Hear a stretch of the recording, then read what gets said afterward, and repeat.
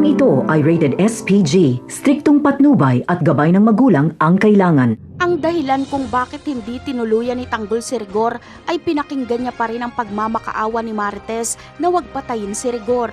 Pero tama lang itong ginawa ni Tanggol.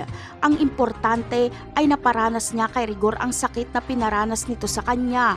At isa pa ay tama ang sinabi ni Tanggol na kulang pa ang buhay ni Rigor na kabayaran sa mga kasalanan nito.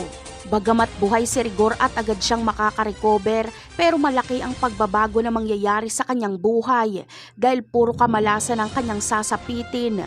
Bukod sa masisibak siya sa pagkapulis ay makukulong pa siya. Ito ang ganti ni Agustus sa pambubugbog sa kanya ni Rigor. Pagkalabas ni Rigor sa ospital ay agad siyang aarestuhin. Binugbog niya ba naman si Agustus? Ang pagkakulong ni Rigor ay bahagi sa kanyang karma. Matatandaan natin na si Rigor ang nagpakulong kay Tanggol. Lahat ng sinapit na hirap ni Tanggol ay sasapitin din ni Rigor. Pagmamalupitan din siya sa loob ng kulungan bilang utos ni Agustus. Magkakapalit sila ni Tanggol. Si Rigor sa kulungan at si Tanggol ay laya. At mas lalo lang ikakadurog sa pagkatao ni Rigor ay kapag malaman niya ang kalokohan ni David.